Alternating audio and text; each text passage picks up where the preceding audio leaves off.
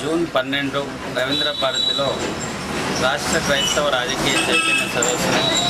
23 జిల్లాల నుండి సుమారు జిల్లాకు 100 మంది చొప్పున 2000 మంది క్రైస్తవ ప్రతినిధులు పాస్టర్లతో ఒక సమావేశం ఏర్పాటు చేసి ప్రస్తుత పరిస్థితుల్లో క్రైస్తవులకు రాజకీయ ప్రాధాన్యత, క్రైస్తవులు ఏ పార్టీ వైపు ఏ వ్యక్తుల వైపు ఉండాలనే అంశంపై సదస్సు నిర్వహించి ఆ సదస్సులో ఏదైతే క్రైస్తవ కుటుంబంగా చెప్పుకొని రాజకీయ లబ్ధి పొందుతున్న వైఎస్ఆర్సీపీ పార్టీ క్రైస్తవులకు ఏం సహాయం చేయలేదనే విషయంపై విస్తృతంగా చర్చించిన తర్వాత ఓటింగ్ అని చెప్పి రెండు బ్యాలెట్ ఓటు పేపర్లు తీసుకొని ఓటు అభ్యర్థుల యొక్క అభిప్రాయాలు సేకరించి మెజారిటీ అభిప్రాయ ప్రకారంగా మాత్రమే రాష్ట్రంలో ఏదైతే క్రైస్తవ కుటుంబంగా చెప్పుకుంటున్న వైఎస్ఆర్ కుటుంబాన్ని మరియు వైఎస్ఆర్ జగన్ పార్టీని క్రైస్తవ సమాజం అందరం కూడా బహిష్కరించామని చెప్పి ఒక ఏకగ్రీవ తీర్మానం చేసుకుని దాన్ని ప్రకటించినాము. అయితే ఈ తీర్మానం చేసిన మరుసటి రోజు నుంచి మా ప్రతినిధులు కానీ మరియు నాకు కూడా జెరూసలేం అత్తయ్య నా పేరు నాకు కూడా కొన్ని అనిల్ వర్గం నుంచి బెదిరింపు కాల్స్ వస్తున్నాయి. 2 రోజుల నుంచి మెసేజ్లు SMS వస్తున్నాయి. సుమారు 70% మంది సాధారణ ప్రజలు క్రైస్తవులందరూ దీన్ని మా యొక్క బహిష్కరణను సమర్థిస్తుండగా 20% మంది మాత్రం వ్యక్తిగత ప్రయోజనానికి వయసు ద్వారా డబ్బులకు ఇంకేదైనా పదవుల ప్రలోభంలో పడిన వారు మమ్మల్ని వ్యతిరేకిస్తూ ఎంత చూస్తామని చెప్పి సంపూర్ణ జరిగింది. ఇదిలా ఉండగా ఏదైతే మా యొక్క సర్వే ప్రకారంగా 70% మంది బహిష్కరణను ఆమోదించారు, 20% బహిష్కరించారనే SMSను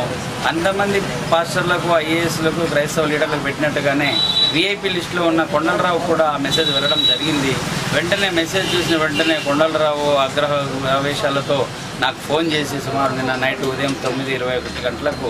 ఫోన్ చేసి నేను సంస్థను 3 నెలల కిందట నేను అంత చూసేది ఉండే, నువ్వు ఇంకేమనుకుంటున్నావు, వైఎస్ కుటుంబాన్ని బహిష్కరించడానికి ఎంత ధైర్యం అని చెప్పి నన్ను సంస్థను చెప్పి ఎదిరియడం జరిగింది. బ్రదర్ నేను రేపు ఉదయం 10 గంటలకు వచ్చి నేను కలుస్తాను, నీకు పూర్తి వివరాలు చెప్తాను, ఇది నా ఒక్క తీర్మానం కాదు, రాష్ట్రం వ్యాప్తంగా వచ్చిన జిల్లా ప్రతినిధులు అందరూ చేశారు అని చెప్పినప్పుడు కానీ వినిపించకు నేను సంస్థని అందరూ తెలుస్తాను, ఇక నువ్వు ఉండవు, నా గురించి నీకు తెలియదని చెప్పి నన్ను బెదిరించడం జరిగింది. ఈ విషయమే ఉప్పల్ పోలీస్ స్టేషన్లో నేను రాత్రి ఫిర్యాదు చేసినాను. అది స్థానిక CI గారు కూడా స్పందించి నాకు వెంటనే నెంబర్ చేసినారు. ఇదే విషయం అని చెప్పి నేను పత్రికా ప్రకటనలకు కానీ ఇంకా వేరే దానికి వెళ్తుండగా ఈలోపు అనిల్ PAకి సంబంధించిన కిరీటికి సంబంధించిన ఒక వ్యక్తి ఇదిగో కిరీటి గారినితో మాట్లాడమన్నారు, అనిల్ గారినితో మాట్లాడమని చెప్పి ఒక నెంబర్ ఇచ్చి నాతో మాట్లాడిపించినప్పుడు అయ్యా నేను ఈ రకంగా సభ తీర్మానం చేసిన దాన్ని నేను ప్రకటించాను, ఇది నా వ్యక్తిగత అభిప్రాయం కాదని నేను ఆయనకైతే చెప్పినాను. వినకుండా కొండలరావు నన్ను సంస్థనన్నాడు అంటే అట్లేం అనడు, ఆయన మంచోడు, ఆయనతో మాట్లాడతానని చెప్పాల్సింది పోయి కిరీటి కూడా ఆయనకే వస్తుంది పలికి ఆయనకు చాలా కోపం ఎక్కువ. ఆయన 15 కంపెనీలు ఉన్నాయి, కొన్ని వేల కోట్ల కంపెనీలు ఆయన ఆధ్వర్యంలో ఉన్నాయి, ఆయన చాలా బిజీగా ఉంటాడు, ఆయన నిన్నే కాదు మమ్మల్ని కూడా సంస్థాన అని చెప్పి అంటాడు, ఆయనతో నువ్వు ఓపో, ఆయన చాలా కోపిష్టి అని చెప్పి నాకు ఇండైరెక్ట్గా ఆయన సంస్థానన్న మాటను ఈయనను కూడా దాన్ని అంటున్నాడు. ఇంకొక విధంగా రాబోయేది వైఎస్ఆర్ పార్టీ, రాబోయేది విజయమ పార్టీ కాబట్టి ఎవరైతే క్రైస్తవులుగా ఆయనను వ్యతిరేకిస్తున్నారో వాళ్ళందరికీ కూడా అంత చూస్తాము, వాళ్ళందరికీ కూడా ఇదే పరిస్థితి ఉంటుందని చెప్పి నువ్వు వెంటనే నీ మనసు మార్చుకొని రేపు ప్రెస్ మీట్ పెట్టి ఇదంతా తప్ప అని చెప్పి నువ్వు ప్రెస్ మీట్ చెప్పి వచ్చి మమ్మల్ని గలువు, నీకు ఏదైనా సాయం చేస్తాం, కానీ నీవు ఇదే విధానం కొనసాగితే మాత్రం రాబోయే కాలంలో నీకు కఠినంగా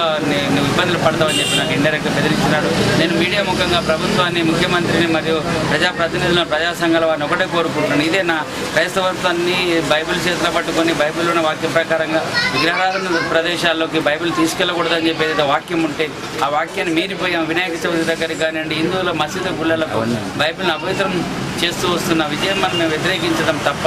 ఇప్పటికైనా